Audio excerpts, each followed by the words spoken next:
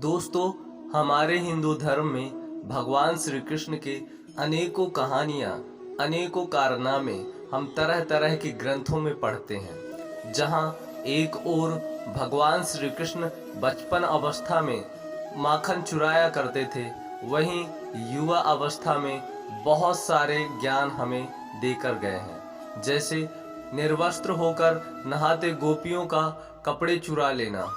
इससे बहुत सारे लोग भगवान श्री कृष्ण को गलत भी कहते हैं, लेकिन इसके पीछे वो हमें कुछ सीख देना चाहते थे। इस कहानी को समझते हैं। जब एक बार गोपियां निर्वस्त्र होकर नहा रही थीं, तो भगवान श्री कृष्ण उनके कपड़े चुरा लेते हैं और पास के ही एक झाड़ी में छुप जाते हैं। जब गोपियां नहा लेती हैं, तो उन्हें अपने कपड़े का ध्यान आता है, तो वो आजू बाजू देखते हैं तो भगवान श्री कृष्ण उन्हें एक पेड़ पर चढ़े हुए दिखते हैं और उनका कपड़ा भी वहीं रहता है। तब वो कहते हैं, हे कृष्ण, तुम्हें लज्जा नहीं आती? हमारे कपड़े तुमने चुरा लिए। तो भगवान श्री कृष्ण कहते हैं, मुझे शर्म क्यों आना चाहिए? शर्म तो आप लोगों को आना चाहिए जो आप निर्वस्त्र होकर इस यमुना जी में स्नान कर रहे हैं। तब वो कहते हैं कि कृष्ण, जब हम यहाँ आए थे तब कोई भी नहीं था। तो भगवान श्री कृष्ण इस पर कहते हैं कि यहाँ पे कोई नहीं था, मैं तो कड़कड़ में रहता हूँ।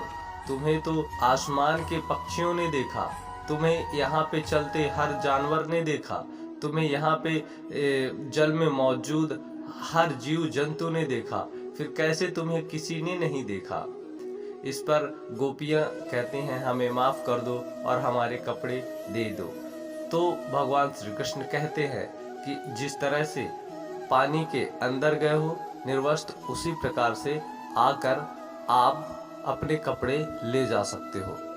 जब गोपियां भगवान श्री कृष्ण से बहुत मिन्नत करती हैं, तो भगवान श्री कृष्ण उन्हें कपड़े दे देते हैं और फिर कभी निर्वस्त्र न होने का वचन लेते हैं।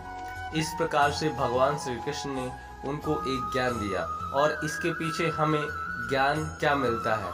गरुड़ पुराण के अनुसार और भगवान श्री कृष्ण के अनुसार, जो व्यक्ति निर्वस्त्र होकर नहाता है, उसके घर से सुख, शांति और सुख संपदा का नाश हो जाता है। इसलिए भगवान श्री कृष्ण कहते हैं कि कभी भी निर्वस्त्र होकर नहीं नहाना चाहिए।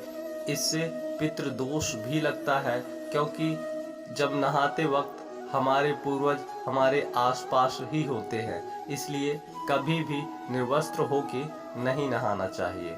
दोस्तों, आपको ये कैसी लगी कहानी? आप मुझे कमेंट बॉक्स में ज़रूर बताइए और प्रेम से कहिए, राधे राधे, जय श्री कृष्णा, जय महाराज।